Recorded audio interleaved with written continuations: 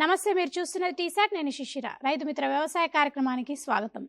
జీవ నియంత్రణ పద్ధతుల ద్వారా చీడపీడల యాజమాన్యం ఎట్లా చేపట్టవచ్చు అని రైతులకు కావాల్సిన సలహాలు సూచనలు అందించడానికి మనతో పాటు టీసాట్ స్టూడియోలో ఉన్నారు డాక్టర్ ఏ రామకృష్ణ బాబు గారు, శాస్త్రవేత్త, రాజేంద్ర నగర్ నుంచి వచ్చారు. ఇప్పుడు నమస్తే అండి.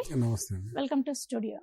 ఇప్పుడు మనకి జీవ నియంత్రణ పద్ధతుల ద్వారా అంటే ఈ చీడపీడల యాజమాన్యం వివిధ పంటల్లో ఎట్లా చేపట్టొచ్చు అంటారు?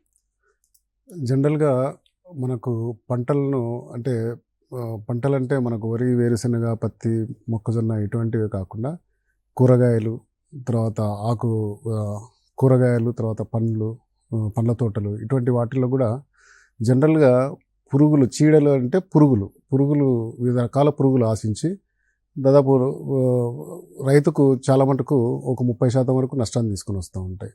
అట్లాగే వివిధ రకాల తెగుళ్ళు కూడా ఆశించి 15-20% తెగులు వృద్ధి తినప్పుడు దాదాపుగా 80% వరకు కూడా నష్టాన్ని తీసుకొచ్చే అవకాశాలు ఉంటాయి.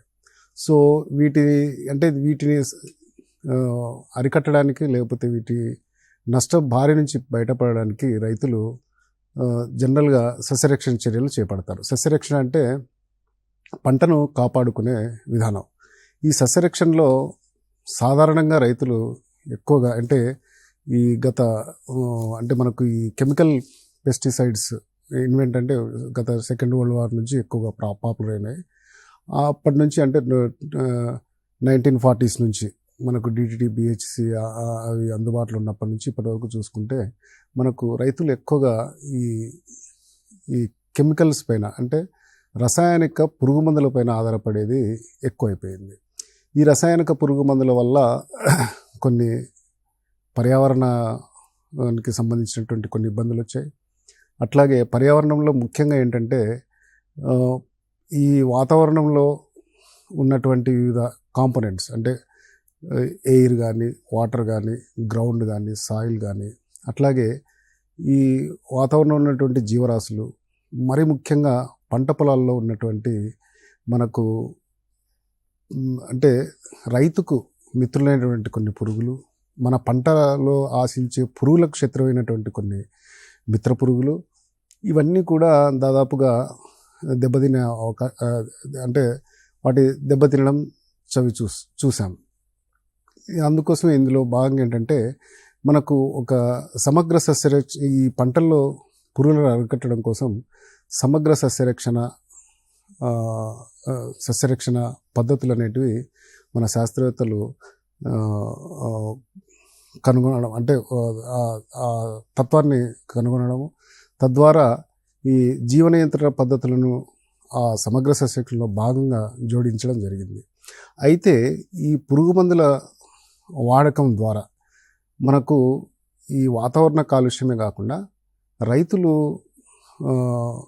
అంటే వాతావరణ కాలుష్యము ఒకటి, అట్లాగే ఈ రైతులు విపరీతంగా పెట్టుబడి పెట్టడము, అంటే ఈ పురుగు మందులను మనం శాస్త్రవేత్తలు సూచించినటువంటి మోతాదు కంటే కానీ, లేకపోతే సూచించినటువంటి పలానా పురుగుకు పలానా మందు ఇంత డోసులో కొట్టాలనేటువంటి మోతాదు పురుగు మందును సూచించిన మోతాదులో సూచించిన విధంగా కొట్టకపోవడం ఒకటి. అట్లాగే రైతులు విచక్షణరహితంగా కొంత 2-3 రకాల మందులను కలిపి పిచికారీ చేసుకోవడం ద్వారా ఈ పంటలో ఈ సహజంగా పురుగును, మన శత్రు పురుగును ఆశించే మిత్ర పురుగులు, ఉదాహరణకు పరాన్నజీవులు, ఈ పరాన్నజీవులు, అలాగే బదనికలు అంటే ఏంటి? ఆ బదనికలు అంటే మనకు ఈ ప్రెడేటర్స్ అంటాం. ఇవి ఒక శత్రు పురుగును తిని వివిధ కొన్ని నెంబర్స్ శత్రు పురుగులను తినేసి దాని జీవనం సాగిస్తుంటుంది. సో ఆ రకంగా ప్రకృతిలో మనకు ఫుడ్ వెబ్ అని ఒకటి ఉంటుంది, ఫుడ్ చైన్ అని ఒకటి ఉంటుంది. అంటే ఉదాహరణకు ఎలకను పాము తినడం, పామును ఇంకొక ముంగిస రావడం, ముంగిసను ఇంకొకటి, అట్లా ఒక చిన్న సైకిల్, ఎలకను పిల్లి తినడం, పిల్లిని కుక్క, ఇట్లా ఒక సైకిల్ ఉంటుంది. ఈ చైన్ అనేది మనకు ఈ అగ్రో ఎకోసిస్టమ్ అంటే ఈ క్రాప్స్ ఏదైతే వివిధ రకాల పంటలు ఉన్నాయో ఆ పంటల్లో కూడా ఆ ఎకోసిస్టమ్ ఆ సిస్టంలో కూడా వివిధ రకాలైనటువంటి సహజంగా వచ్చేటువంటి ఈ బదనికలు కానీ, పరాన్నజీవులు కానీ, మిత్ర పురుగులు కానీ కొంతవరకు ఈ పురుగుల మందుల వల్ల చనిపోయి ఈ యొక్క మనకు పంటను నష్టపరిచే ఈ శత్రు పురుగులు అనేటివి ఉధృతి ఎక్కువగా పెరిగిపోవడం ద్వారా పెరిగిపోవడం ఒకటి.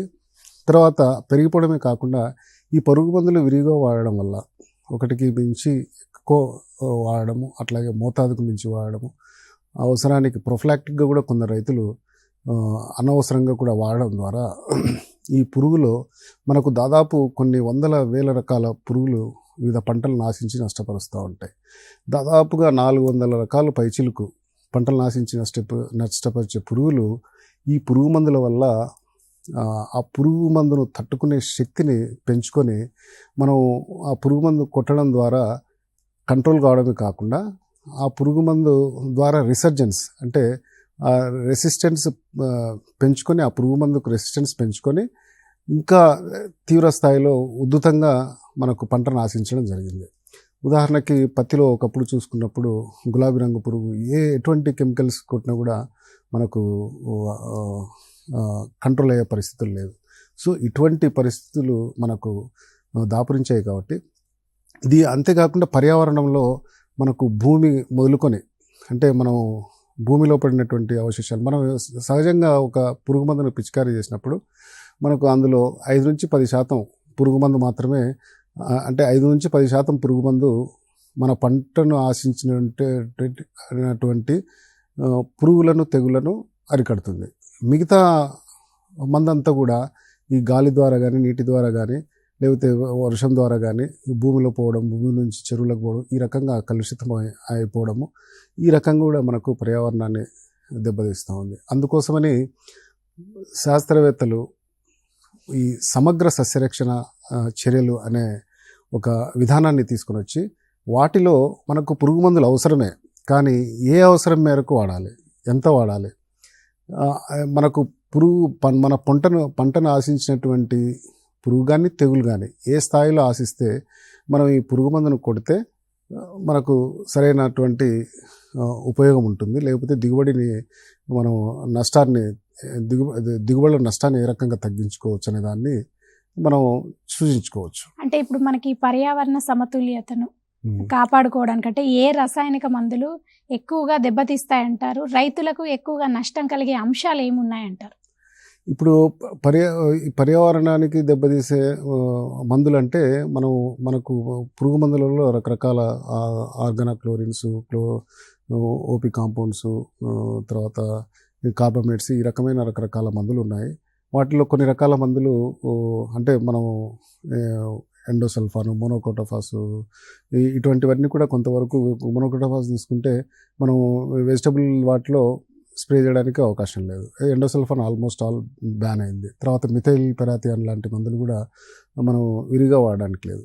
వీటి వల్ల రైతుకు బేసిక్గా ఏంటంటే రైతుకు కొంత సూపర్ఫిషియల్గా మనకు లాభం కనిపించినా మనం విచక్షణరహితంగా అనవసరమైన నాన్ టార్గెటెడ్ పెస్ట్కు మనం స్ప్రే చేయడం వల్ల కొంత పర్యావరణ సమతుల్య దెబ్బతినడం ఒకటి.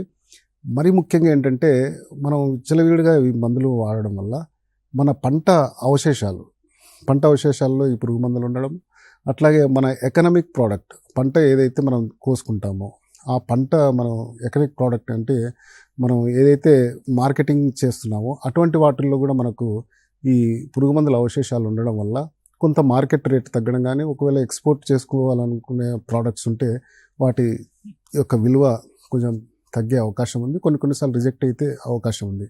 అట్లాగే పెట్టుబడి కూడా రైతు ఈ పెట్టుబడి కూడా కొంచెం 1-2 సార్లు 4-5 రకాల మందులు పెట్టడం వల్ల, కొంచెం కాస్ట్లీ పురుగు మందులు వాడడం వల్ల కూడా కొంచెం పెట్టుబడి కూడా కొంత పెరిగే స్థాయి ఉంది.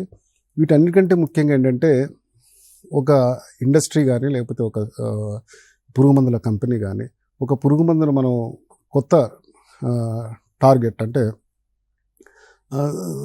న్యూ మోడ్ ఆఫ్ యాక్షన్ కెమికల్ని మనం తయారు చేయాలనుకున్నప్పుడు, ఇప్పుడు సపోజ్ ఒక కెమికల్ మనకు ఇమిడాక్లోప్రిడ్ అనే ఒక మందు ఉంది. ఆ మందు మనం దాని డోస్ మాకు ఉదాహరణకు 0.4, 0.2 ml, 0.3 to 0.4 ml వరకు మనం పర్ లీటర్ కలిపి పిచికారీ చేసుకుంటే ఎఫెక్టివ్గా పనిచేస్తుంది.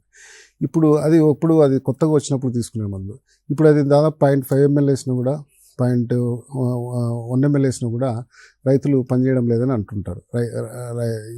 ఈ ఇమిడాక్లోపిడ్ అనే మందును ప్రొడ్యూస్ చేయడానికి ఆ శాస్త్రవేత్తలకు కానీ లేకపోతే ఆ ప్రైవేట్ కంపెనీ కొన్ని $1,000 ఖర్చు పెట్టింటారు.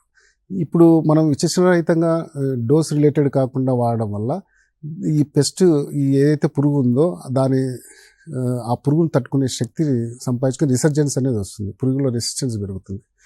ఈ రకంగా మనం మార్కెట్లోకి వచ్చినటువంటి న్యూ మోడ్ ఆఫ్ యాక్షన్ మందును, అంటే ఆ యాక్షన్ మందును మన యొక్క దాని ఎఫికసీని మనం తగ్గించేట్టు అవుతుంది, మళ్ళీ కొత్త మందులకు సెర్చ్ చేయాల్సి. సో ఇటువంటివన్నీ కూడా ఇందులో ఉన్నాయి. కాబట్టి ఈ రైతులకు కాకుండా పర్యావరణము, పంటకు దిగుబడి, మార్కెట్కు కూడా ఈ పురుగు మందుల వల్ల నష్టం ఎక్కువగా ఉంటుంది.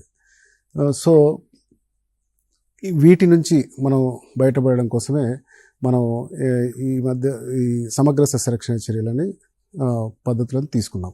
ఈ సమగ్ర సస్యరక్షణ చర్యల్లో ఏంటంటే రైతులు తనకు అందుబాటులో ఉన్నటువంటి రిసోర్సెస్, మనం విత్తనము లేదా భూమి తయారు చేసుకునే దగ్గర నుంచి మనం పంట కోసుకొని నిల్వ ఉంచుకునే దశ వరకు ఎటువంటి రిసోర్సెస్ రైతు చేతిలో అందుబాటులో ఉన్నాయి, ప్రకృతికి, పర్యావరణానికి, చుట్టుపక్కల మిగతా కాంపోనెంట్స్కి అంటే ఎన్విరాన్మెంటల్ కాంపోనెంట్స్కి ఎఫెక్ట్ కాకుండా, నష్టపరచకుండా, మనం దిగుబడులలో కూడా ఎటువంటి తేడా రాకుండా, అంటే దిగుబడులు కూడా నార్మల్గా వచ్చే రకంగా మనం ఎటువంటి పద్ధతులను పాటిస్తే, అంటే ఈ పురుగు మందులను వాడకం తగ్గించి ఎటువంటి పద్ధతులను పాటిస్తే మనకు సాధారణమైన దిగుబడులు తీసుకుంటూ ప్రకృతిని కూడా కాపాడుకునే అవకాశం ఉంది అనే దాని పైన ఈ సమగ్ర వ్యవసాయ విధానాలన్నీ వచ్చాయి. ఈ సమగ్ర వ్యవసాయ విధానాల్లో దాదాపుగా మనం ఇందాక అనుకున్నట్టుగా మనకు భూమి తయారు చేసుకునేటువంటి విత్తనం కోసుకునేంత వరకు వివిధ రకాలైనటువంటి అంశాలు ఉంటాయి. ఇందులో ఒకటి మనం సేద్య పనులు చేసుకునేటప్పుడు కల్చరల్ ప్రాక్టీసెస్ అంటాం. మనం ఇత్తనం ఎన్నుకునే దగ్గర నుంచి, మనం సేద్య పనులు చేసుకునే దగ్గర నుంచి మనం పురుగును, తెగులను అరికట్టడానికి అవకాశం ఉంటుంది. రెండవ అంశం ఏంటంటే ఈ పురుగులు, తెగుళ్ళు, సేద్య పనులు. ఇంకోటి ఏంటంటే మెకానికల్ థింగ్స్, అంటే మనకు ఏదైనా పొలంలో పురుగు కనపడినప్పుడు కానీ, ఉధృతి ఎక్కువ ఉన్నప్పుడు కానీ వాటిని కలెక్ట్ చేసి వేరి చంపేయడము, లేకపోతే లైట్ ట్రాప్స్ లాంటివి పెట్టేసుకొని వాటిని కలెక్ట్ చేసుకొని చంపేయడము, ఇటువంటిది ఒక మెకానికల్. అంటే ఇక్కడ ఎక్కడే కూడా మనకు కెమికల్స్ కానీ ఏమి కానీ ఇన్వాల్వ్ కావు. ముందుగా ఏంటంటే విత్తనం, ఇప్పుడు మనకు ఆల్మోస్ట్ ప్రతి పంటలో మనకు 1 లేదా 2 పురుగులకు కానీ తెగుళ్ళకు కానీ రెసిస్టెన్స్ సంబంధించిన, అంటే రెసిస్టెంట్ వెరైటీస్ మనకు అందుబాటులో ఉన్నాయి.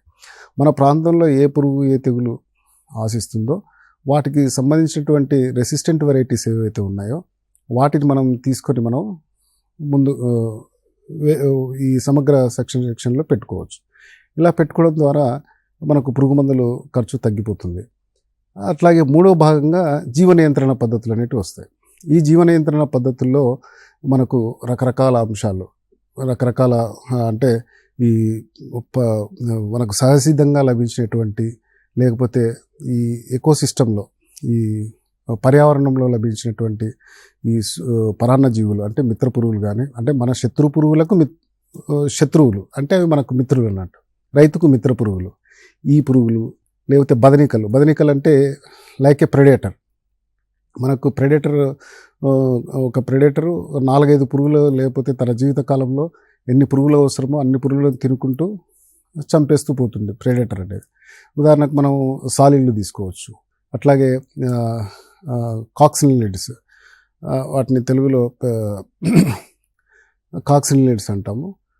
అంటే మన అవి తర్వాత అట్లాగే మనకు కొన్ని రకాలైనటువంటి లేస్వింగ్ బగ్స్, అంటే దాని యొక్క రెక్కలు, ఆ బదనికల యొక్క రెక్కలు ఒక నెట్ లాగా ఉంటాయి, ఒక వలలాగా ఉంటాయి. అటువంటి పురుగులు, ఈ తర్వాత ఇటువంటి పురుగులన్నీ కూడా మనం 4-5 పురుగులను తినేసి ఉంటాయి. వీటిని బదనికలు అంటాం.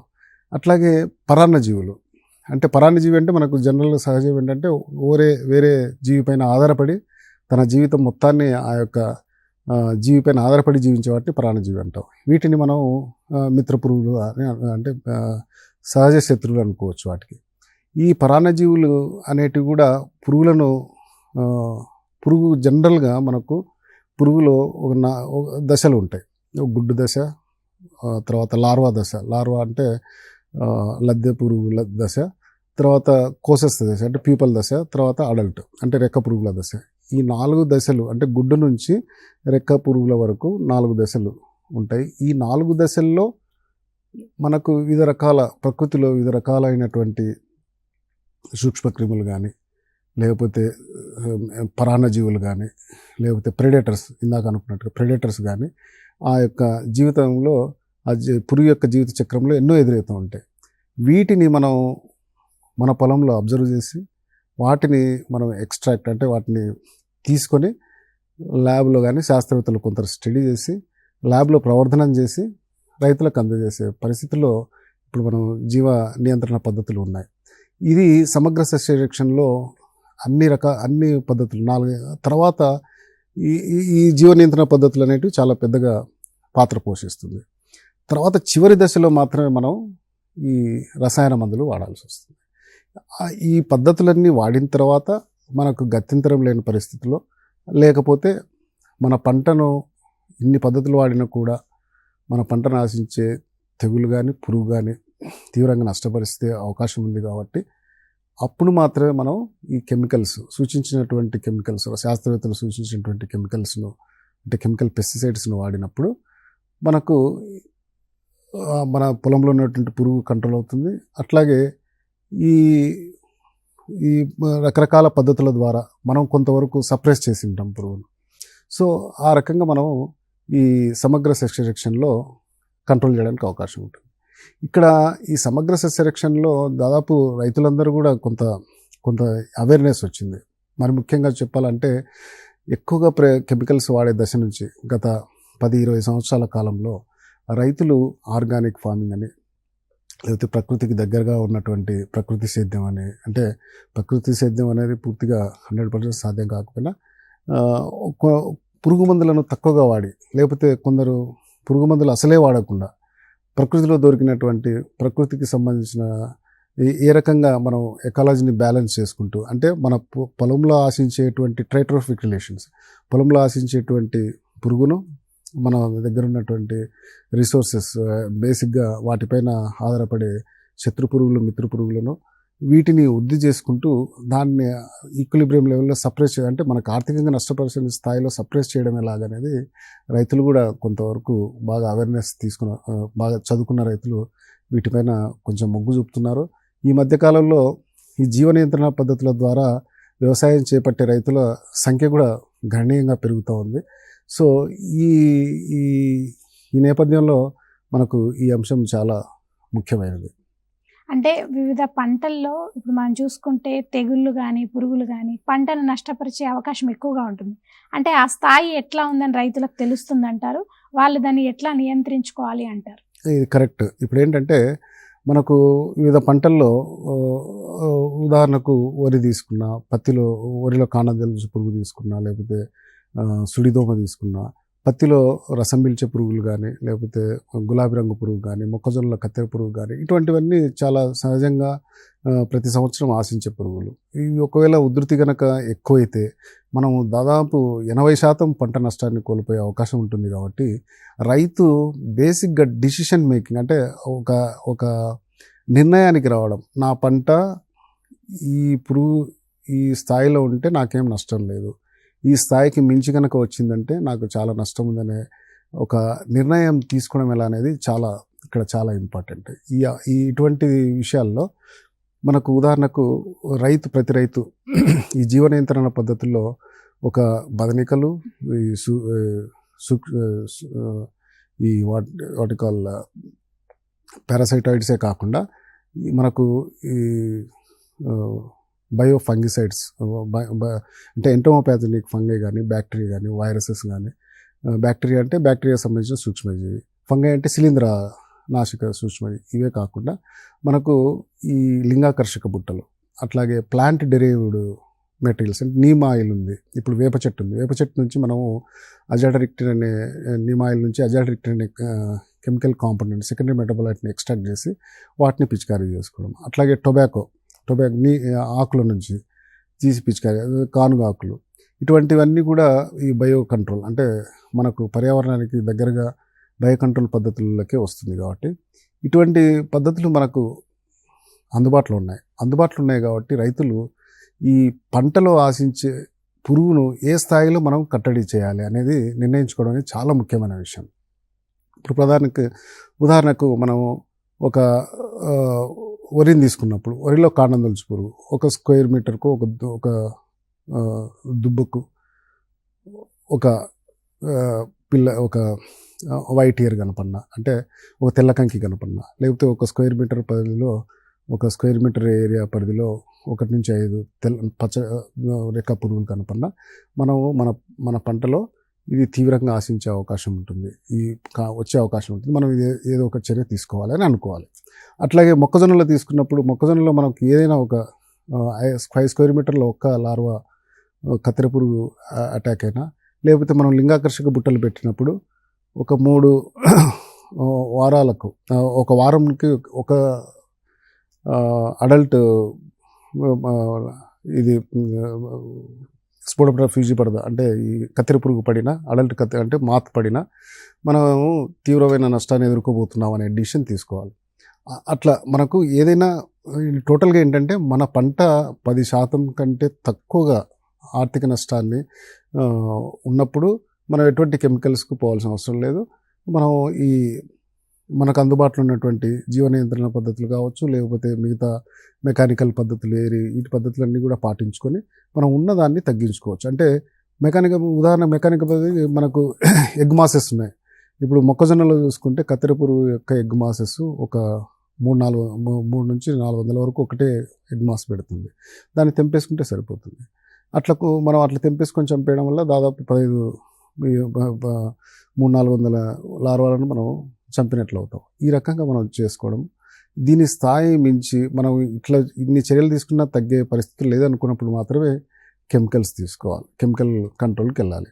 సో అటువంటి డిసిషన్ అనేది రైతులు ప్రతి పంటలో తీసుకోవాలి. శాస్త్రవేత్తలు ప్రతి పంటలో ప్రతి పురుగుకు, ఉదాహరణకు మొక్కజొన్న తీసుకున్నప్పుడు కత్తెర పురుగు ఒక 5 స్క్వేర్ మీటర్లో ఒక పురుగు డ్యామేజ్ కనపడిన అది మనకు తీవ్రమైన నష్టాన్ని కలిగిస్తుంది. అట్లాగే వరిలో మనకు బీపీహెచ్ సుడిదోమ తీసుకున్నప్పుడు ఒక దుబ్బుకు 10 నుంచి 15 సుడిదోమలు కనపడినప్పుడు మనం తీవ్రమైన నష్టాన్ని ఎదుర్కొంటున్నామని రైతు తెలుసుకోవాల్సిన అవసరం ఉంటుంది. అట్లాగే కాండం తొలుచు పురుగు, రకరకాల పురుగులకు మనకు రకరకాలైనటువంటి ఒక లిమిట్ అనేది, అంటే దీన్ని ఎకనమిక్ థ్రెషోల్డ్ లెవెల్స్ అంటాం. అంటే ఆర్థికంగా నష్టపరిచే స్థాయిని సూచిక థ్రెషోల్డ్ లెవెల్స్ అంటాం. ఈ ఆర్థికంగా నష్టపరిచే స్థాయి జనరల్గా మనకు ప్రతి పొలంలో పురుగులు ఉంటాయి, కానీ అది ఆ స్థాయి బిలో ఉన్నప్పుడు మనకు పెద్ద నష్టమే ఉండదు. ఎందుకంటే వాటిని ఆధారపడేటువంటి బదనికలు కానీ సూక్ష్మక్రిములు కానీ వాటిలో ఉంటాయి కాబట్టి న్యాచురల్గా సప్రెస్ చేస్తుంది. అటువంటి పరిస్థితుల్లో ఉన్నప్పుడు మనం ఈ జీవ నియంత్రణ పద్ధతులను కూడా అప్లై చేసుకుంటే ఆ స్థాయిని అట్లాగే కంటిన్యూ చేయడానికి అవకాశం ఉంటుంది. కాబట్టి రైతు సోదరులు ఈ జీవ నియంత్రణ పద్ధతులు పాటించే రైతు సోదరులు తన పంటలో ఏ పురుగులు వస్తున్నాయి, ఎలా వీటి యొక్క ప్రవర్తన ఎలా అవుతుంది పంటలో, అంటే ఉద్ధృతి పెరిగే అవకాశం ఉందా, వాతావరణ పరిస్థితులను బట్టి మనం వాడే రకాన్ని బట్టి ఇది అంచనా వేసుకోవాల్సిన అవసరం ఉంటుంది. మనకి సమగ్ర సస్యరక్షణ చర్యలు అంటే ఏంటంటారు?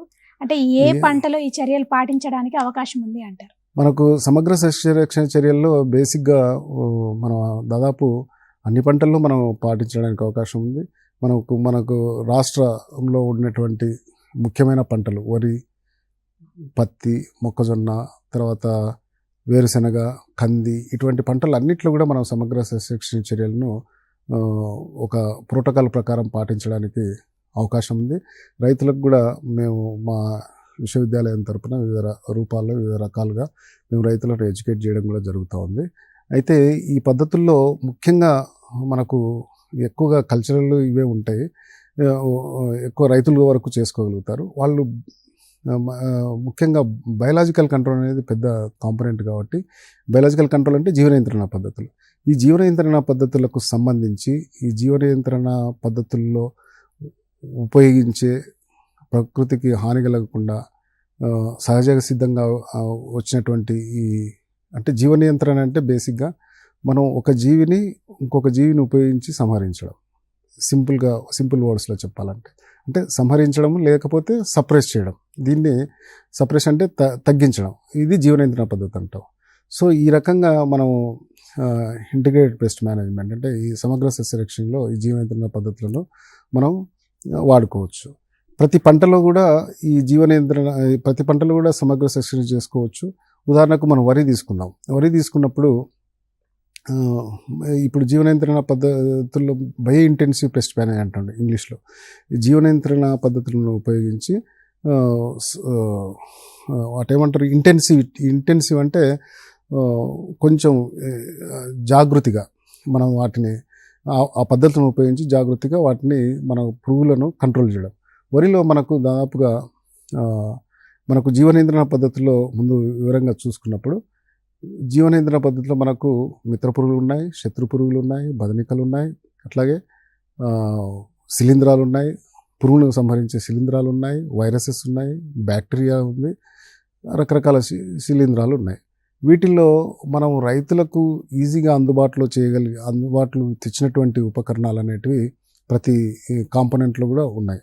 ఈ మైక్రోబ్స్ అంటే ఈ సూక్ష్మజీవులకు సంబంధించిన జీవ నియంత్రణ ఉపకరణాలు ఒకటి, అట్లాగే ఈ పురుగులకు సంబంధించి మిత్ర పురుగులు లేకపోతే శత్రు పురుగులకు సంబంధించిన ఉపకరణాలు ఒకటి. ఈ రెండు భాగాలుగా చూసుకున్నప్పుడు మనకు ఈ మిత్ర పురుగులను ఉపయోగించి కంట్రోల్ చేసే పద్ధతుల్లో మనకు ఈ ఈ పరాన్నజీవులు వస్తాయి. పరాన్నజీవులు మనం ఇందాక అనుకున్నట్లుగా మన యొక్క పురుగు యొక్క జీవిత చక్రంలో గుడ్డు, లార్వా, అట్లాగే కోసస్ దశ అంటే ప్యూపా, అట్లాగే అడల్ట్, ఈ 3 దశల్లో మనకు ఈ పరాన్నజీవులు ఉన్నాయి, బదనికలు ఉన్నాయి. ఈ 3 దశల్లో ఈ 4 దశల్లో మెయిన్గా గుడ్లను ఆశించి నష్టపరిచే అంటే మనకు నష్టాన్ని రైతుకు లేదా పంటకు నష్టాన్ని కలిగించే మన శత్రు పురుగుల గుడ్లను ఆశించి నష్టపరిచే పరాన్నజీవులు ఉన్నాయి. వాటిని మనం ఎగ్ పారాసైటాయిడ్స్ అంటాం. అట్లాగే లార్వా అంటే లద్దె పురుగులు, ఈ లద్దె పురుగులను ఆశించి నష్టపరిచే పరాన్నజీవులు ఉన్నాయి. వాటిని లార్వల్ పారాసైట్స్ అంటాం. అట్లాగే ప్యూపల్ పారాసైట్స్ ఉంటాయి. అట్లాగే అడల్ట్. ఈ లార్వా, ప్యూపా, ఈ పారాసైట్స్ అనేటివి ఇవి కూడా ఈ పురుగుకు సంబంధించినటువంటి శత్రు పురుగులే కాబట్టి వీటికి కూడా ఈ మనకి ఏదైతే శత్రు పురుగు ఉందో ఆ పురుగు యొక్క జీవిత లక్షణాలే వీటికి ఉంటాయి. దీనికి కూడా మనకు పరాన్నజీవుల్లో ఎగ్గు దశ ఉంటుంది, లార్వా దశ ఉంటుంది, అడల్ట్ దశ, ప్యూపా, ఈ దశలన్నీ ఉంటాయి. అయితే మనకు చాలా సూక్ష్మంగా ఉంటాయి కాబట్టి ఈ మనకి చాలా ఈ ఎగ్ పారాసైటాయిడ్స్ కానీ ఈ ఇన్సెక్ట్ పారాసైట్ చాలా సూక్ష్మంగా ఉంటాయి. మనకు దాదాపు 0.3 mm నుంచి 0.2 mm ఈ సైజు మాత్రమే ఉంటాయి అడల్ట్స్. వీటి జీవిత చక్రం కూడా చాలా చిన్నగా ఉంటుంది, 8 నుంచి 10 లేదా 12 రోజులు. సో ఇటువంటి దాంట్లో ట్రైకోగ్రామా కిలోనిస్ అనే ఒక ఎగ్ పారాసైటాయిడ్స్ను ప్రపంచవ్యాప్తంగా కానీ మన దేశంలో కానీ లేకపోతే మన రాష్ట్రంలో కానీ మేము కానీ చాలా ఈజీగా ప్రొడ్యూస్ చేసి రైతులకు అందుబాటులో ఉంచుతున్నాము. ఈ ట్రైకోగ్రామా కిలోనిస్లో దాదాపుగా మనకు ఒక 80 నుంచి 100 రకాల స్పీసీస్ ఉన్నాయి. ఒక్కొక్క స్పీసీస్ ఒక్కొక్క పురుగు యొక్క గుడ్లను ఆశిస్తుంది. ఉదాహరణకు మనకు జనరల్గా పంటలో ఏ పంటనైనా సరే గుడ్లు పెట్టే పురుగులు అంటే రెక్కల పురుగులు మాత్రం కొంత గుడ్లు పెడతాయి. అంటే అన్ని పురుగులు గుడ్లు పెడతాయి. కొంచెం రెక్కల పురుగులు కొంచెం పెద్ద సైజు అంటే మనకు కంటికి కనపడే సైజులో కూడా గుడ్లు పెట్టే అవకాశం ఉంటుంది. అంటే 0.2 నుంచి 0.6 mm సైజు వరకు కూడా ఉంటాయి. ఈ గుడ్లను ఆశించి ఈ సూక్ష్మ పరాన్నజీవి ఆశించి మనకు నష్టపరిచే గుడ్లను ఆశించి నష్టపరిచి దాని జీవిత చక్రాన్ని కంప్లీట్ చేసుకొని ఈ పరాన్నజీవి ఇంకొక పంట నష్టపరిచే పురుగు పైన ఆధారపడి జీవిస్తుంది. ఈ గుడ్లను మేము ప్రవర్ధన చేసి ట్రైకోకార్డ్గా మేము మా యొక్క ల్యాబ్లో రైతులకు అందుబాటులో ఉంచాం. మనం ఇప్పుడు ఉదాహరణకు వరి తీసుకున్నప్పుడు వరిలో ముఖ్యమైనటువంటి పంటను నష్టపరిచే ఆర్థిక స్థాయిని వాతావరణం అనుకూలించినప్పుడు సపోజ్ పంటను 50 నుంచి 80% నష్టపరిచే కొన్ని పురుగులు ఉన్నాయి. కాండందిల్చే పురుగు ఒకటి. అంటే కాండందిల్చే పురుగు కొన్ని రకాలు మనం వాడే రకాలకు కొన్ని రకాలకు చాలా ఉధృతిగా వస్తుంది. అట్లాగే BPH అంటే సుడిదోమను తట్టుకునే కొన్ని రకాలు ఉన్నాయి. తట్టుకొని రకాలకు చాలా తీవ్రంగా ఆశిస్తుంది. అట్లాగే ఆకుముడత అంత పెద్ద నష్టం కలిగించకపోయినా కొంత అనీజినెస్ కల్పిస్తుంది. అట్లాగే మనకు ఈ హార్టికల్ ఆనియన్ షూట్స్ అంటే ఈ గాల్మిడ్జ్ని దీన్ని కూడా ఇది కూడా ఎక్కువగా నష్టాన్ని కలుగజేస్తుంది. సో ఇట్లా ఈ పంటను మనకు ఎక్కువ ఏది నష్టాన్ని కలుగజేస్తుంది ఆ వాతావరణాన్ని బట్టి. సపోజ్ మన సదరన్ తెలంగాణ తీసుకున్నప్పుడు కాండందొంచి పురుగు ఎక్కువ నష్టపరుస్తుంది. ఈ వరంగల్ సెంట్రల్ తెలంగాణ తీసుకున్నప్పుడు ఈ గాల్మిడ్జ్ ఎక్కువగా ఆశించడం చూస్తూ ఉంటాం. ఇవి చూసుకున్నప్పుడు చాలా అంటే ఈ సుడిదోమ చూసుకున్నప్పుడు అన్ని ప్రాంతాల్లో ఆశిస్తూ ఉంటుంది. ఈ సుడిదోమను కనుక మనం ఒకసారి కంట్రోల్ చేయాలనుకున్నప్పుడు మనం కాలిబాటలు తీసుకోమంటాం కల్చరల్ ప్రాక్టీసెస్గా. తర్వాత రెసిస్టెంట్ వెరైటీస్ని వాడమంటాం. అట్లాగే ఈ కాలిబాటలు తీసుకుంటే మనకు గాలి వెలుతురు ద్వారా ఈ పురుగు తొందరగా వృద్ధి కాదు. అట్లాగే వీటిని అరికట్టడానికి మా దగ్గర బవేరియా బ్యాసియానా అని ఒక శిలీంధ్రం ఉంది. ఆ శిలీంధ్రం కనుక స్ప్రే చేసుకుంటే వాటిని అరికట్టవచ్చు. ఇట్లా కొన్ని రకాల పద్ధతులను మేము ఇందాక మీరు అన్నట్టుగా సమగ్ర సస్యరక్షణలో భాగంగా జోడించి పురుగు మందులు వాడడం అనేది చాలా లాస్ట్ రిసార్ట్ మాత్రం ఇస్తాం. సహజంగా అట్లాగే కాండందొంచి పురుగు కోసం మా దగ్గర ట్రైకోగ్రామా కిలోనిస్ ట్రైకోకార్డ్స్ ఉన్నాయి. వీటిని రైతులు పొలంలో 4 ఎకరాకు 4 చొప్పున పెట్టుకుంటే దాదాపుగా 4 అంటే 80,000 నుంచి 1,00,000 గుడ్లు మేము ఒక ట్రైకోకార్డ్లో 20,000 గుడ్లను ఈ ట్రైకోగ్రామా ఉన్నటువంటి పొదినటువంటి గుడ్లను రైతులకు అందజేస్తాము. అవి సహజంగానే మనం పురుగును అరికడతా ఉంటాయి. సో ప్రతి పంటలో కూడా మొక్కజొన్నలో కూడా మా దగ్గర అంటే ఈ ఎగ్గు పురుగు యొక్క పరాన్నజీవులు ఉన్నాయి. వాటిని సమర్థవంతంగా కంట్రోల్ చేయగలుగుతుంది ప్రతి పంటలో. వరిలో ఆ రకంగా, అట్లాగే మొక్కజొన్నలో కత్తెర పురుగు ఈ మధ్య గత 2018 నుంచి చాలా ఉధృతిగా ఉంటుంది. దీన్ని సప్రెస్ చేయడం కోసము మనకు బయో కంట్రోల్ జీవ నియంత్రణ పద్ధతుల్లో ట్రైకోగ్రామా కిలోనిస్ అనేది బాగానే పనిచేస్తుంది. అట్లాగే దీన్ని సంహరించడానికి మనకు బెవేరియా కానీ మెటరైజియం లాంటి వాటిని కూడా మనం వాడుకోవచ్చు. అసలు జీవ రసాయన పద్ధతులు అంటే ఏంటి అంటారు? సమగ్ర సస్యరక్షణలో ఇది ఎటువంటి పాత్ర పోషిస్తుందంటారు? మనకు జీవ రసాయనాలలో మనకు ముఖ్యంగా ఇంతకుముందు జీవ నియంత్రణ పద్ధతుల్లో జీవ రసాయనాలు కూడా ఒక భాగం. అంటే ఇది ఎక్కువగా సూక్ష్మజీవులకు సంబంధించినటువంటి ఉంటుంది.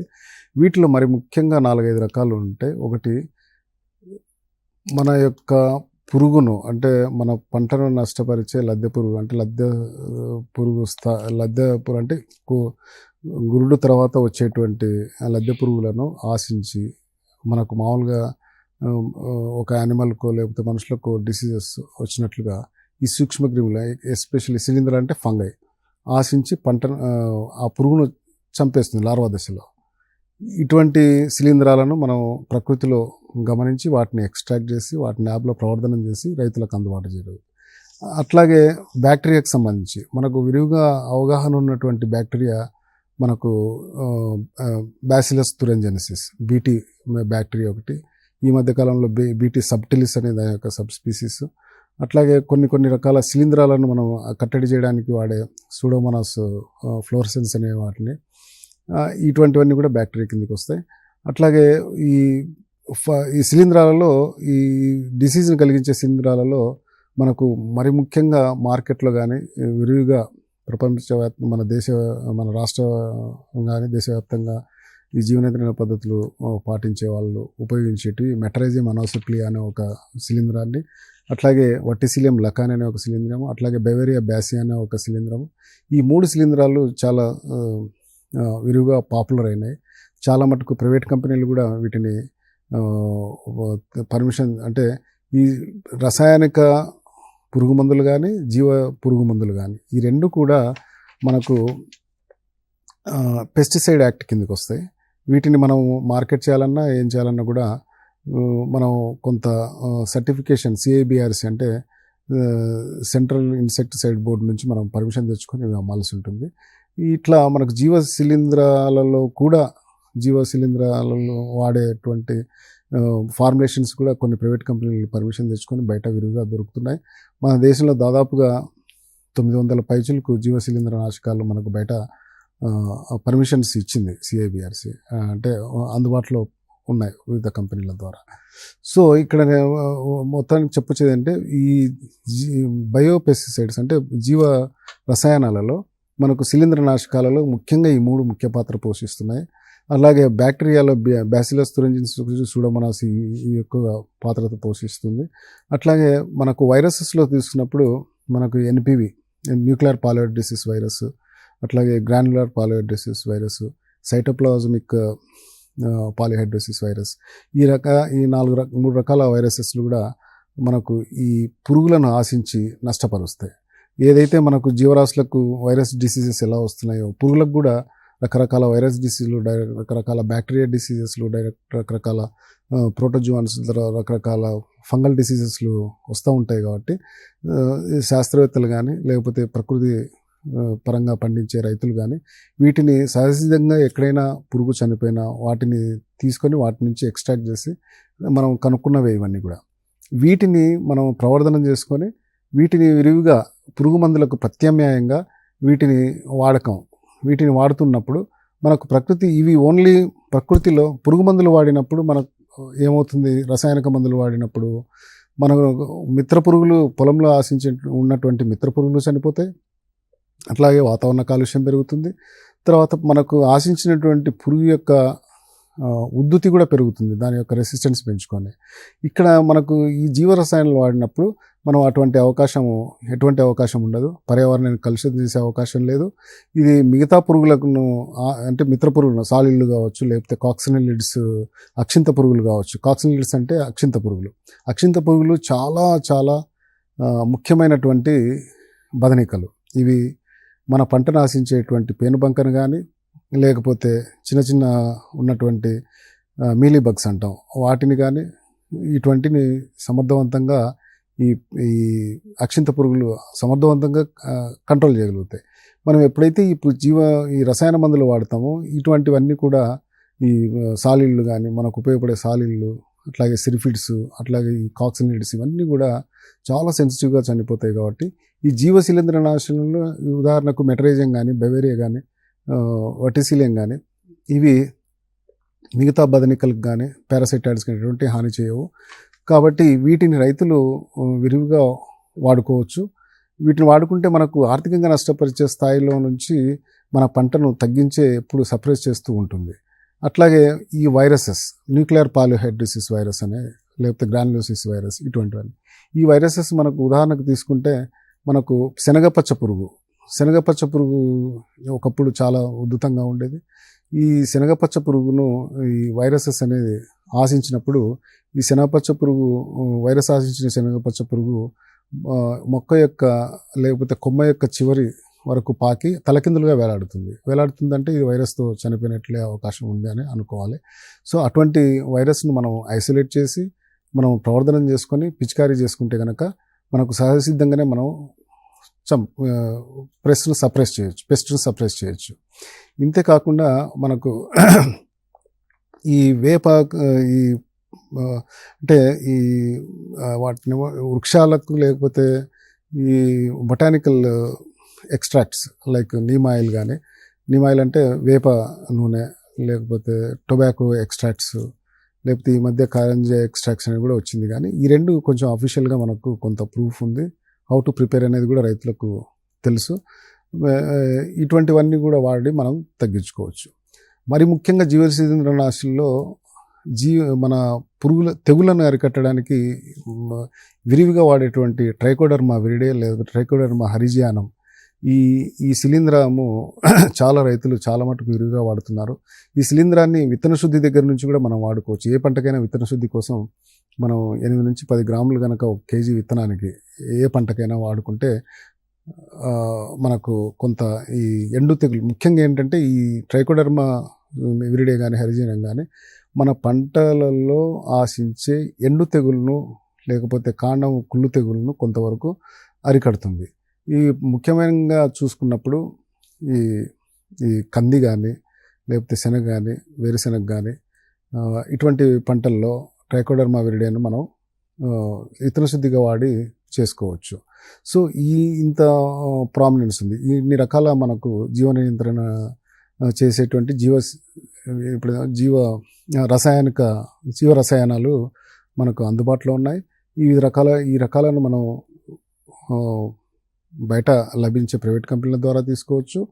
లేదంటే రైతు సోదరులు కొంత సమయాన్ని వెచ్చించి తన పొలంలో తను కూడా తయారు చేసుకోవడానికి మనకు ఎలా తయారు చేసుకోవాలో విరివిగా మనకు నాలెడ్జ్ అంటే నెట్లో కానీ ఎక్కడైనా విరివిగా మనకు దొరుకుతుంది. లేదు అట్లా కుదరదు అనుకుంటే మా దగ్గరికి వచ్చినప్పుడు రైతులకు ఈ చిన్న అంటే వాళ్ళకు ఉన్నటువంటి ఉపకరణాలతో మనం ఇటువంటి ఏ రకంగా ప్రవర్తన చేసుకోవచ్చు అనేది కూడా మేము ఔత్సాహిక రైతులకు చెప్పడానికి అవకాశం ఉంది. అంటే ఇప్పుడు మనకి పరాన్నజీవులు, బదనికలు వీటిని మనం ఎట్లా ప్రవర్ధన చేసుకోవచ్చు అంటారు? వీటిని రైతులకు ఎట్లా అందుబాటులోకి తేవచ్చు అంటారు? ఇప్పుడు మనకు కొన్ని రకాలు ఇప్పుడు మెటరైజియం, బెవేరియా ఇవన్నీ కూడా కొంచెం సొఫిస్టికేటెడ్ ల్యాబ్ కానీ అటువంటి కొంచెం కావాల్సి వస్తుంది. ట్రైకోడర్మా విరిడే ఇవన్నీ కూడా లేదు. కొంత అంటే మనం పొలంలో డైరెక్ట్గా అప్లై చేసుకొని వండుకోవడం కోసం డైరెక్ట్ ఫార్ములేషన్స్ మనకు అందుబాటులో దొరుకుతున్నాయి. రైతులు వాటిని కూడా వాడుకోవచ్చు. ఇంకా పురుగుల విషయానికి వచ్చినప్పుడు పురుగులు ఉదాహరణకి మనకు విరివిగా చేసుకునేటువంటి ట్రైకోగ్రామా కిలోనిస్ స్పీసీస్కి సంబంధించినటువంటి ఈ పురుగు జాతులను రైతుల స్థాయిలో కూడా వాళ్ళు కొంచెం శ్రద్ధ తీసుకుంటే వాళ్ళు మల్టిప్లై చేసుకోవచ్చు. ఎందుకంటే ఈ పురుగు అనే ఇది మెయిన్గా గుడ్డు పరాన్నజీవి. మన రెక్కల పురుగులకు సంబంధించినటువంటి గుడ్లను ఈ పరాన్నజీవి ఆశించి ఆ గుడ్లు పొరగకుండా ఆ గుడ్డు పైన ఈ యొక్క పరాన్నజీవి జీవిత చక్రానంతా కంప్లీట్ చేసుకొని ఆ ఫర్దర్ ఆ యొక్క రెక్కల పురుగు శత్రు పురుగు బయటికి రాకుండా చంపేస్తుంది. ఆ రకంగా ఇది సప్రెస్ చేస్తుంది. ఇవి మనకు చాలా సెన్సిటివ్గా ఉంటాయి. ఇటువంటి పురుగులను కూడా మనం రైతు స్థాయిలో ఇంట్రెస్ట్ ఉన్న ఔత్సాహిక రైతులు చేసుకోవడానికి అవకాశం ఉంది. ఆ పద్ధతులు కావాలంటే మేము మా ప్రొఫెసర్ జయశంకర్ వ్యవసాయ విశ్వవిద్యాలయంలో రైతులకు కూడా మేము చెప్పడానికి అవకాశం, మా బయాలజికల్ కంట్రోల్ చెప్పడానికి అవకాశం ఉంది.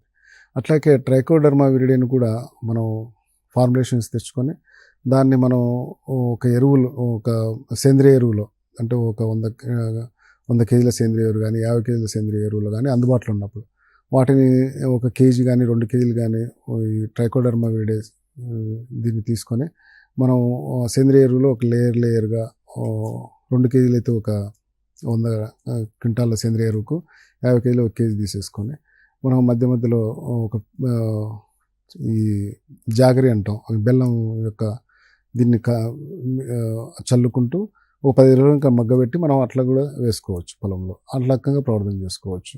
ఇంకా తర్వాత కమర్షియల్గా ప్రొడ్యూస్ చేయాలనుకున్నప్పుడు ఈ బయోపెస్టిసైడ్స్కు కొంత రైతు స్థాయిలో కొంత ఇబ్బందిగా ఉన్నా కూడా ఈ ట్రైకోడర్మా విరిడే కానీ లేకపోతే సూడోమోనాస్ కానీ కొందరు చేసుకోవడానికి అవకాశం ఉంటుంది. ఇక్కడ బేసిక్గా ఏంటంటే మనకు వాళ్ళు సొంతంగా చేసుకునే దానికంటే కూడా మనకు చాలా కెమికల్ పెస్టిసైడ్స్ కంటే కూడా చాలా తక్కువ రేట్లో మనకు మార్కెట్లో దొరుకుతుంది. కాబట్టి రైతు సోదరులు వీటిని వాడుకోవచ్చు. ఉదాహరణకు మెటరైజియం అనసిప్లియా తీసుకున్నప్పుడు మెటరైజియం అనసిప్లియా అనేది మనకు వేరు పురుగులను ఎక్కువగా కంట్రోల్ చేస్తుంది. మనకు చెరుకులు వాణిజ్య పంటల్లో చెరుకు తీసుకున్నా లేకపోతే ఆయిల్ సీడ్స్లో వేరుశనగ తీసుకున్నా వీటిలో మనకు వేరు పురుగు ఒక్కోసారి తీవ్ర నష్టాన్ని కలుగజేస్తుంది. చెరుకులో చూసుకుంటే ఒక్కోసారి 50 నుంచి 60% నష్టం ఉంటుంది. వరిలో ఈ వేరుశనగలో చూసుకున్నప్పుడు ఉద్ధృతి ఎక్కువ ఉన్న ప్రాంతాల్లో అక్కడ కూడా 40% వరకు మనకు నష్టాన్ని ఉంటుంది. సో ఈ మెటరైజియం అనసిప్లియా అనే దాన్ని కనుక మనం సాయిల్లో కనుక అప్లికేషన్ చేసినప్పుడు అంటే ఇచ్చినప్పుడు ఈ యొక్క వేరుపురుగు యొక్క ఉధృతి తగ్గిపోతుంది. దాని బదులుగా మనం రసాయనాలు వాడినప్పుడు అంటే ఈ కొందరు కార్బోఫ్యూరాన్ కానీ ఒకప్పుడు 4-8 గుళికలు వేసేవాళ్ళు. వీటి ద్వారా ఏమవుతుంటే సాయిల్లో ఉన్న మైక్రోఫ్లోరా దెబ్బతింటుంది. మిగతా మనకు బెనిఫిషియల్ ఆర్గానిజమ్స్ లేకపోతే సాయిల్ డ్వెల్లర్స్ ఇవన్నీ కూడా మనకు దెబ్బతింటాయి. అట్లాగే కొన్నిసార్లు రెసిడ్యూస్ కూడా వచ్చే అవకాశం ఉంటుంది. సో వాటి ఇబ్బంది నుంచి మనం బయటపడవచ్చు. సో అట్లా ఉదాహరణకు ఒక్కొక్క పంటకు బవేరియా బ్యాసియానా తీసుకున్నప్పుడు ఇవి ఎక్కువగా మనకు ఈ రెక్క పురుగుల యొక్క లార్వాలను ఎక్కువగా ఆశించిన తగ్గిస్తుంది. అట్లాగే వట్టిశీలియం లెకాని లేకపోతే లెకానిసిలియం లెకాని అనే శిలీంద్రనాశకం చూసుకున్నప్పుడు మనకు రసం పీల్చే పురుగులను ఎక్కువగా ఉధృతి స్థాయిని తగ్గించే అవకాశం ఉంటుంది. కాబట్టి ఇటువంటి పురుగు మందులన్నీ కూడా మనకు ఫార్ములేషన్స్ తయారు చేసి రెడీగా అందుబాటులో ఉన్నాయి. ప్రొఫెసర్ జయశంకర్ వ్యవసాయ విశ్వవిద్యాలయం అట్లాగే ఈ డిపార్ట్మెంట్ ఆఫ్ అగ్రికల్చర్ వారి సహకారంతో మేము కూడా ఈ రైతులకు ఈ జీవరసాయన ఫార్ములేషన్స్ అంటే అందుబాటులో తక్కువ రేట్లో తీసుకోవడానికి అంటే ఎలాంటి రకాలు, వాటి ఉపయోగాలు ఎట్లా ఉన్నాయి అంటే రసం పీల్చే పురుగులకు ఒకటి, రసం పీల్చే పురుగులకు ఇందాక అనుకున్నట్లుగా మెటరైజింగ్ తీసుకుంటే మనకు వేరు పురుగులను ఆశించి నష్టపరుస్తుంది. అట్లాగే ఈ లద్దె పురుగులను కూడా ఆశించి నష్టపరుస్తుంది. బెవేరియా బేసిన్ తీసుకున్నప్పుడు మనకు లద్దె పురుగులను ఆశించిన రసం పీల్చే పురుగులు కొన్నిటిని అంటే ఈ మీలీ బగ్స్ లాంటి వాటిని కూడా కంట్రోల్ చేస్తుంది. ఈ ట్రైకోడర్మా లెకాని వాటిని తీసుకున్నప్పుడు ముఖ్యంగా రసం పీల్చే పురుగు అంటే ఈ మీలీ బగ్స్ ఇటువంటి వాటిని కూడా మనకు కంట్రోల్ చేస్తుంది. వీటి వల్ల ఏంటంటే మనకు పర్యావరణంలో ఒక టార్గెట్ పెస్ట్కి తప్పితే మిగతా వాటికి ఇంక్లూడింగ్ మిగతా పురుగులు, బదనికలు వీటికి ఏమాత్రం హాని కలగకుండా మన పర్యావరణాన్ని కాపాడుకునే వాళ్ళం మొత్తం.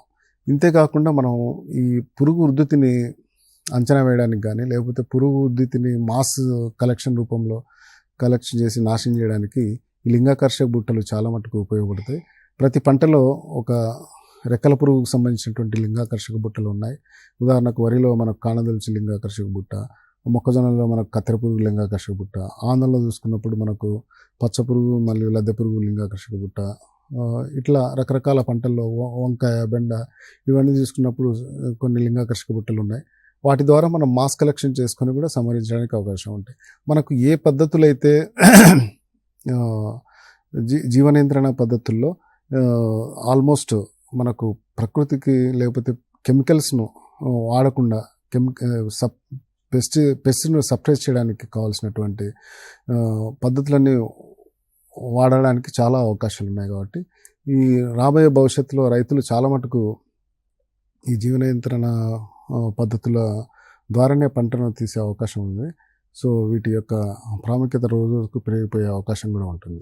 వివిధ పంటలు నాశించే తెగుళ్లను కట్టడి చేయడానికి ఎట్లాంటి జీవశిలీంద్రక నాశనం అంటే ఇందాకన్నాం కదా, జీవశిలీంద్రకాలను ఉపయోగిస్తూ ఉంటారు రైతులు. ఆ జీవశిలీంద్రకాలని ఇందాక అనుకున్నాం కదా. ఇప్పుడు మనకు ఇప్పుడు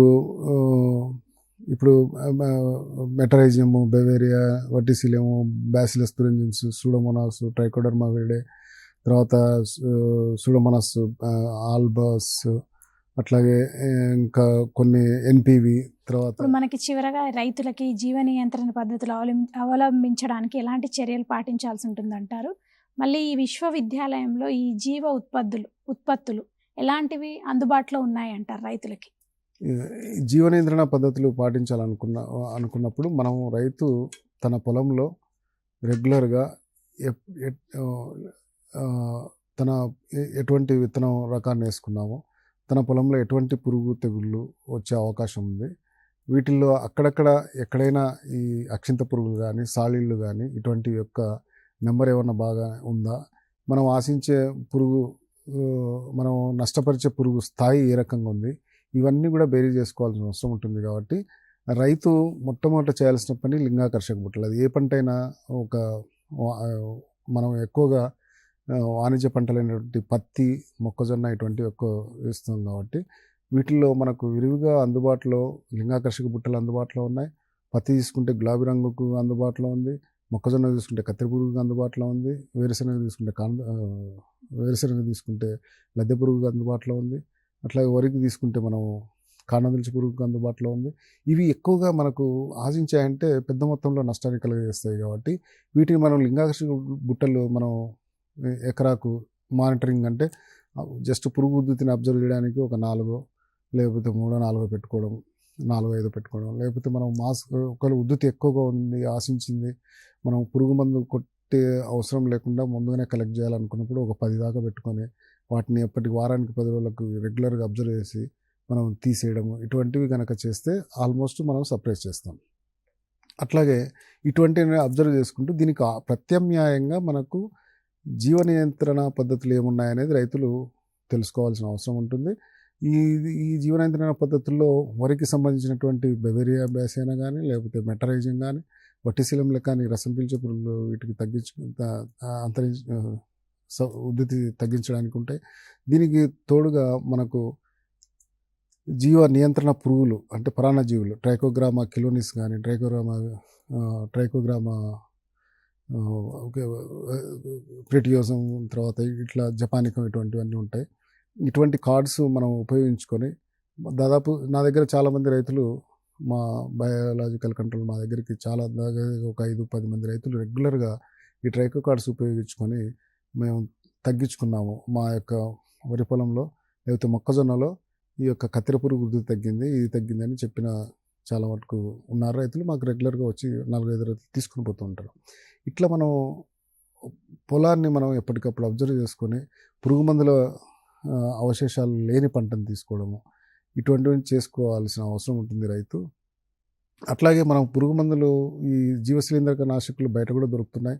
కొన్ని బయోపెస్టిసైడ్స్ అని అమ్ముతూ ఉంటారు.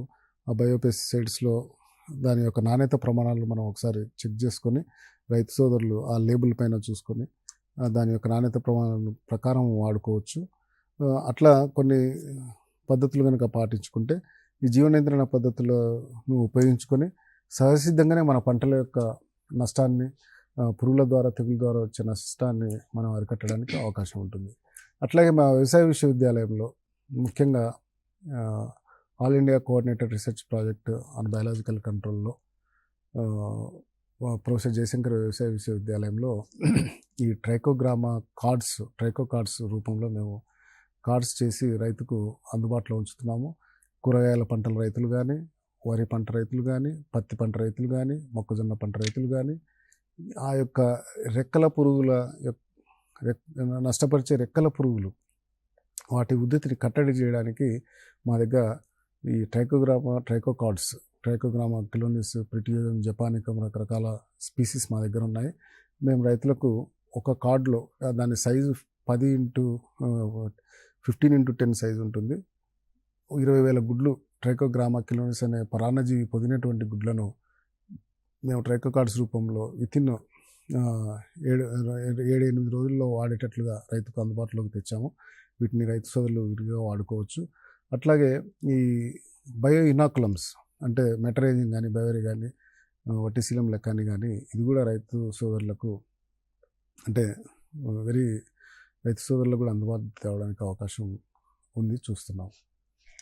జీవ నియంత్రణ పద్ధతుల ద్వారా చీడపీడల యాజమాన్యం ఎట్లా చేపట్టాలని రైతులకు కావాల్సిన సలహాలు, సూచనలు అందించారు డాక్టర్ రామకృష్ణ బాబు గారు. థ్యాంక్ యూ సో మచ్ అండి. నమస్తే అండి, థ్యాంక్ యూ. ఇది ఇవాళ మన రైతు మిత్ర వ్యవసాయ కార్యక్రమం. తిరిగి వచ్చే వారం మరో అంశంతో మళ్ళీ కలుద్దాం. అంతవరకు చూస్తూనే ఉండండి టీసాట్.